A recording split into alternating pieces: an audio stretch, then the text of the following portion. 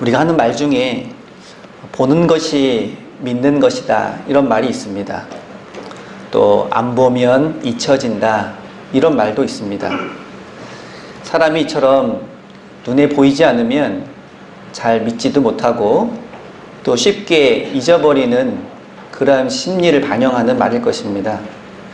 오늘 하나님께서는 하나님의 언약을 믿지 못하고 자꾸만 망각하고 또 잊어버리는 그런 아브라함에게 할례를 명하셔서 이제 몸에 지니고 있는 그 할례의 표시를 통해서 하나님의 언약을 잊지도 말고 의심하지도 말라는 그런 말씀을 해 주시고 계십니다. 이 말씀을 통해 우리도 쉽게 잊어버리거나 또 믿지 못하는 그러한 마음들을 극복하고 하나님의 은혜를 잊지 않는 그런 언약의 표징을 새롭게 하실 수 있기를 바랍니다.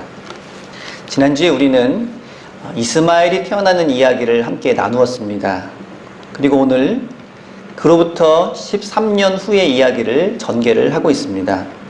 이제 아브라함의 나이는 어느덧 99세가 되었습니다. 그런데 그때까지 아무런 소식도 없었습니다. 100세를 바라보는 아브라함과 90세를 바라보는 이 사라는 초조하다 못해서 이제는 자포자기하는 그러한 심정에까지 이르게 되었습니다. 75세의 부름을 받을 때도 사실은 자손을 주겠다고 하는 그 약속을 믿기가 너무나 어려웠습니다. 그리고 인간적으로는 불가능한 일이었습니다.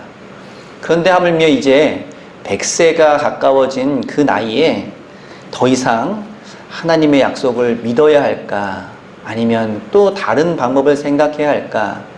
하나님께서는 그토록 믿고 기다리라고 말씀하셨지만 도저히 인간적으로는 그럴 수가 없는 상황이 반복되면서 이제 아브라함과 사라는 자식을 낳을 걱정이 아니라 앞으로 얼마나 더 살게 될까 하는 그런 걱정 앞에 놓이게 된 것입니다. 그러한 아브라함에게 하나님께서 오늘 다시 나타나셔서 새로운 언약을 맺어주십니다. 15장에서는 하나님께서 맺어주신 언약을 가리켜 횃불 언약이라고 했는데 이 17장에서는 아브라함에게 할례를 명하시면서 명하신 언약이었기 때문에 할례 언약이라고 그렇게 부르곤 합니다. 오늘 이야기인 이 할례 언약에서는 우리가 두 가지를 주목해 볼 수 있습니다. 한 가지는 아브라함과 사라의 이름이 바뀌었다는 것입니다. 드디어 우리가 알고 있는 아브람이 아닌 아브라함으로, 사레가 아닌 사라로 그 이름이 바뀌게 되었습니다. 그래서 여러 민족의 아버지라고 하는 뜻의 아브라함으로 이름이 바뀌었고, 사레도 열국의 어머니 혹은 여주인이라는 뜻으로 사라라는 이름으로 바뀌게 되었습니다. 야곱의 이야기를 보시면 야곱이 야복강을 건너서 이제 에서를 만나기 직전에 하나님께서 그의 이름을 이스라엘로 바꾸어 주셨습니다.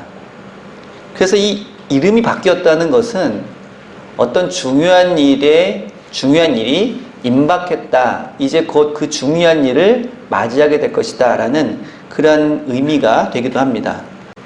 이와 관련해서 또 하나 주목해야 될 점은 바로 할례를 행했다는 것입니다. 이 할례를 행하는 것도 시기적으로 매우 중요한 의미를 담고 있습니다. 나중에 모세가 하나님의 부르심을 받고 이제 애굽으로 나가게 될 때 그때 모세는 할례를 받았습니다. 그리고 여호수아가 요단강을 건너서 가나안 정복에 나서기 직전에도 여호수아와 이스라엘 백성들이 길갈에서 할례를 받았습니다. 이처럼 할례를 받은 시기는 하나님께서 예비하신 어떤 중요한 일을 바로 목전에 두고 행하는 것을 볼 수 있습니다.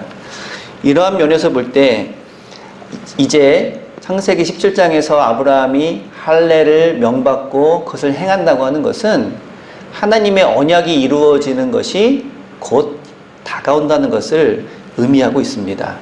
이처럼 창세기 17장에 나오는 아브라함의 이름이 바뀌고 또 아브라함에게 할례를 행하게 하신 것은 이제 하나님께서 언약하신 그 일들이 이루어질 날이 얼마 남지 않았다는 것을 짐작하게 해주는 그러한 모습입니다.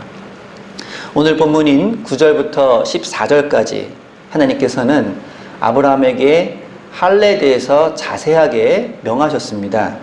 할례의 대상, 할례를 받는 시기, 그리고 할례의 의미에 대해서 구체적으로 알려주셨습니다. 먼저 할례를 받는 대상들, 누가 할례를 받을 것이냐에 대해서 하나님께서는 너와 내 집에 있는 모든 남자들이라고 말씀을 해주셨습니다. 이 할례는 남자를 대상으로 받는 것인데 이에 대해서 가끔 질문을 제기하는 학자들이 있습니다. 왜 여자는 아니냐? 왜 여자는 소외시키고 남자들만 할례를 받게 하느냐? 하나님께서 남자와 여자를 차별하는 것이 아니냐라는 식으로 말입니다. 하지만 당시에는 남자들이 농사를 짓거나 전쟁을 치르거나 혹은 기타 모든 일에서 주도적인 역할을 감당하고 있었기 때문에 남자들에게 할례를 받으라고 하는 것은 곧 모든 사람들에게 그 언약을 체결한다는 의미가 있습니다. 여자들은 제외시키겠다 이런 뜻이 아니라 남자들이 그 가정을 책임지고 있고 주도권을 갖고 있기 때문에 남자들을 향한 이 언약은 그가 함께하고 있는 그 안에 포함되어 있는 그 가족들, 여자들까지 다 포함된다는 의미입니다. 그래서 이 할례는 원래 남녀를 차별하기 위해서가 아니라 여자를 포함한 모든 이들에게 하나님의 언약이 미친다. 그런 의미가 있는 것입니다. 그리고 여기에서 더 중요한 것은 모든 남자라고 하는 언급입니다. 본문에서도 이방인조차 그와 함께 살게 되면 할례를 반드시 행해야 된다라고 말합니다. 이것은 할례를 강제적으로 하라는 뜻이라기보다는 아무리 이방인이라도 아브라함의 후손 그리고 그 민족과 함께 살고 있는 공동체라면 하나님의 언약 안으로 들어올 수 있다는 포용의 의미입니다. 그래서 아브라함의 후손이라고 하는 이 말은 하나님의 언약 백성이라는 말과 같은 말인데 거기에는 혈연적인 아브라함의 후손만 포함되는 것이 아니라 하나님을 믿고 의지하며 그 언약을 따르는 자들 누구나 다 하나님의 언약 백성 안에 들어올 수 있다는 것입니다. 그래서 이스라엘 백성 또 아브라함의 후손은 혈연 공동체가 아니라 신앙의 공동체, 언약의 공동체라는 것을 이미 분명하게 말씀을 해주고 있습니다. 그렇기 때문에 나중에 유대인들이 혈연을 중시하고 또 혈통을 중시하는 것은 전혀 그들이 믿고 있는 그런 하나님의 뜻도 아니고 그리고 또 구약의 정신도 아니라는 것을 알 수 있습니다. 한때는 이러한 기독교를 가리켜서 서양 종교다 이렇게 말하기도 하고 또 하나님을 이스라엘 민족의 하나님이다 이렇게 좁은 의미로 말하는 이들도 많이 있었습니다. 하지만 하나님께서는 이스라엘 백성들이든 혹은 다른 민족이든 상관하지 않고 또 이방인도 하나님의 언약 안에 들어올 수 있는 길을 이미 열어놓으셨고 누구나 다 믿음을 고백하면 하나님의 자녀가 될 수 있는 그러한 권세를 구약에서부터 이미 보여주고 계십니다. 중요한 것은 그러한 하나님의 언약과 말씀을 믿고 따르느냐 따르지 않느냐 하는 것이지 단순한 혈연에 의해서 결정되는 것은 아니라는 것입니다. 두 번째로 그 할례의 시기를 놓고 보면 12절에 하나님께서는 할례를 태어난 지 8일 만에 시행하라고 말씀하십니다. 여기에 나오는 이 8일은 하나님의 천지창조인 7일을 염두에 둔 말입니다. 천지창조 7일을 모두 다 경험하고 꽉 채운 후에 첫 번째 맞이하는 날이 제 8일이기 때문에 그렇습니다. 하나님께서는 온 세상을 창조하시고 완성하신 7일째 그 다음 날인 8일째에 이스라엘 백성들과 이제 언약을 체결하시겠다라는 의미가 여기에 담겨져 있는 것입니다. 그렇기 때문에 이 할례는 창조 신앙을 고백하는 의미도 포함되어 있으므로 얼마나 그 의미가 중요한지 모릅니다. 그래서 이 할례 의식은 유대인들이 목숨보다 중요하게 여기는 절기들, 예를 들면 안식일이나 혹은 대속죄일보다도 우선순위에 있습니다. 이처럼 할례는 매우 중요한 의미를 담고 있고 유대인들은 정말 목숨보다 더 소중하게 이 할례 의식을 지켜왔습니다. 그런데 중요한 것은 이 할례에 담겨져 있는 의미입니다. 11절에 보면 이것은 나와 너희 사이에 언약의 표징이니라 라는 말을 하고 있습니다. 이 언약의 표징이라는 말에는 두 가지 의미가 담겨져 있습니다. 먼저 할례는 아브라함과 그리고 아브라함의 후손들이 하나님과 특별한 관계 속에 놓여 있다는 표시라는 것입니다. 그래서 이제 아브라함의 후손들, 하나님의 백성은 하나님의 언약을 이 자신의 몸에 새겨진 그런 할례의 표시를 보면서 늘 기억하고 묵상하도록 하는 그러한 역할을 감당했다는 것입니다. 그동안 아브라함은 하나님의 부르심을 받고 몇 차례나 언약을 재확인했음에도 불구하고 때로는 그것을 잊어버리거나 때로는 믿음이 흔들릴 때도 있었습니다. 아브라함도 이럴 정도인데 이러한 아브라함과 맺은 언약을 말로만 듣게 될 그 후손들은 과연 어떻겠습니까? 아브라함이 그 자녀에게 또 그 자녀가 그 자녀에게 하나님이 우리와 이러한 언약을 맺어주셨다 이렇게 말로만 계승하게 되면 아마 그들은 몇 세대가 지나지 않아서 그것을 기억하지도 못하고 그 믿음도 흐지부지 될 것이 불보듯이 뻔했다는 이야기입니다. 우리도 믿음의 1세대와는 다르게 2세대, 3세대를 거쳐가면서 그 믿음이 연약해지는 모습을 쉽게 볼 수 있습니다. 상황이 이렇기 때문에 아무런 눈에 보이는 표시도 없이 이러한 언약을 재확인하고 재반복하는 것으로는 그 후손들이 온전한 믿음을 가지리라는 보장을 할 수 없는 그런 상황이었습니다.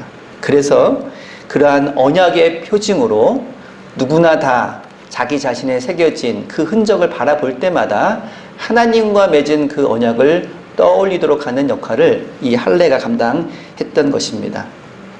유대인들은 자신의 몸에 새겨진 이 할례의 표시를 통해서 끊임없이 자신들이 하나님의 언약 백성임을 기억하고 그 백성답게 살 것을 요청받게 된 것입니다. 그런데 이 언약의 표징이라는 이 말에는 또 다른 의미가 담겨져 있습니다.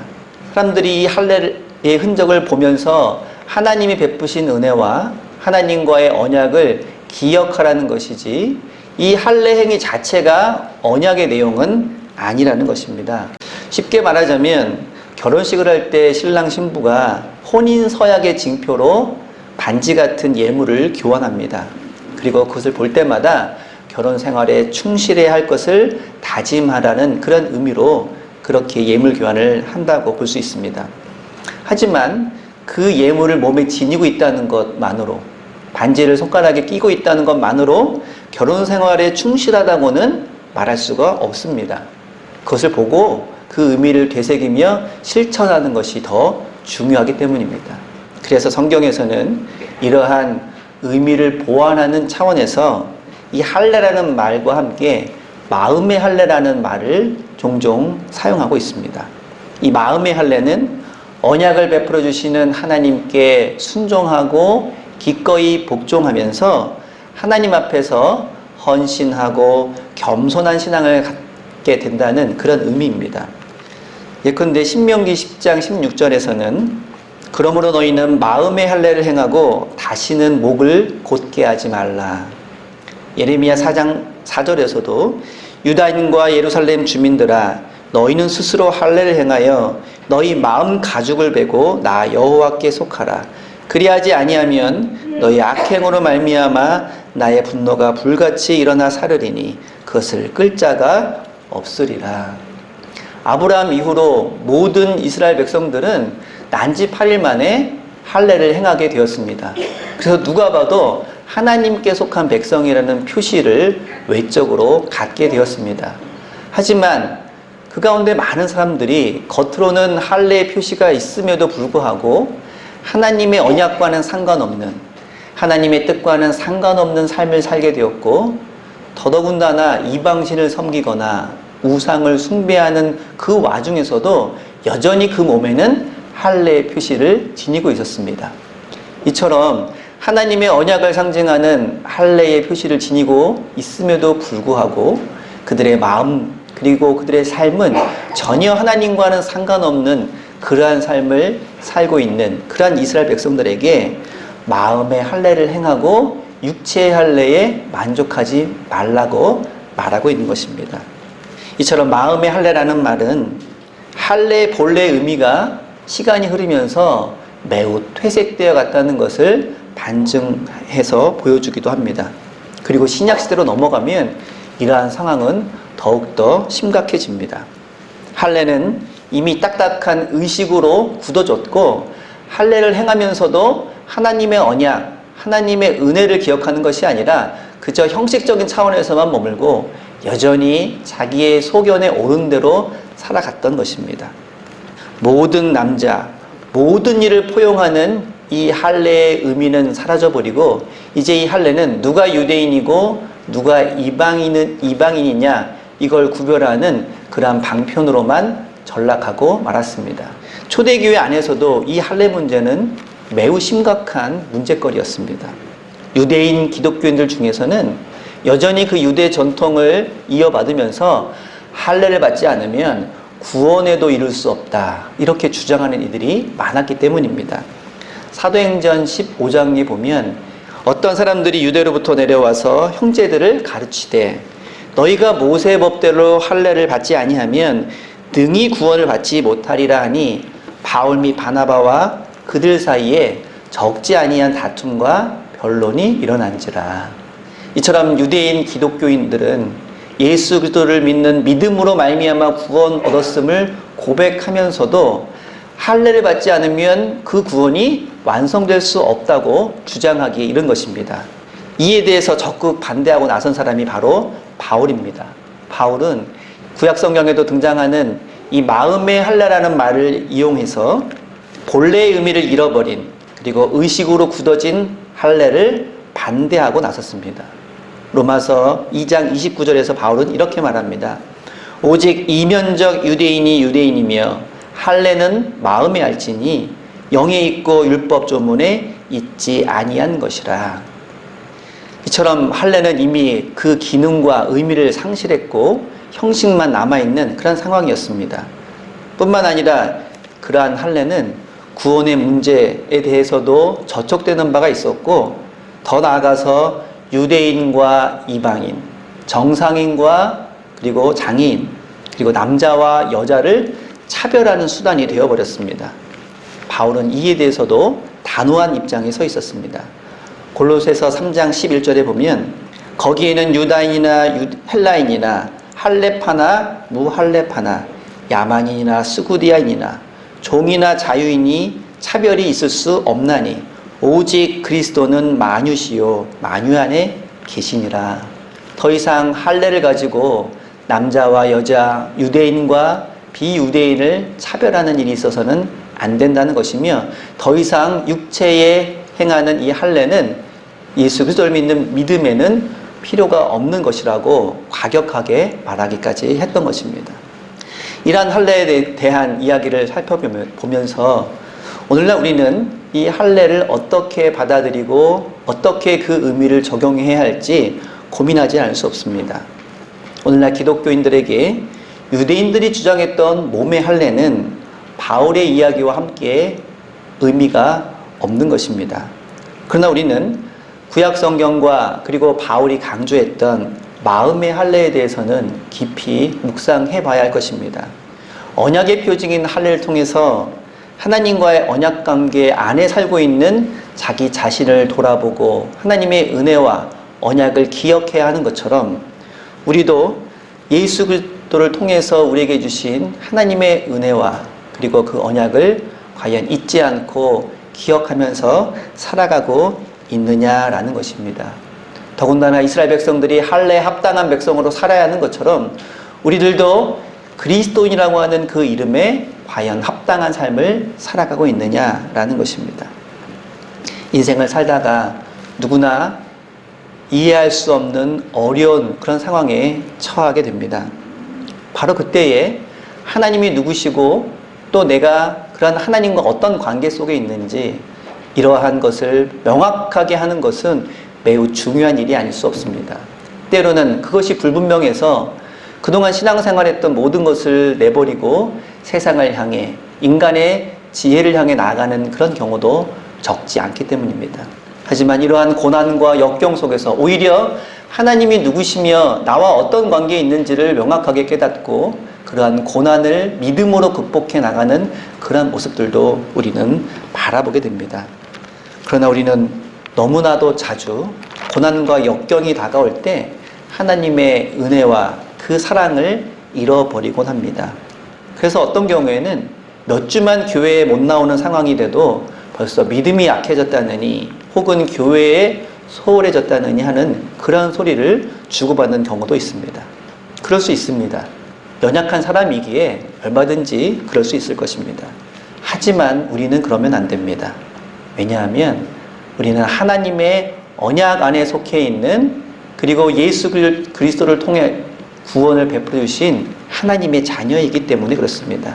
또한 우리가 쉽게 그러한 하나님의 은혜와 사랑을 잊어버리는 와중에서도 하나님께서 사랑하시는 우리를 잊지 않기 위해 지금도 애쓰시고 계시기 때문입니다.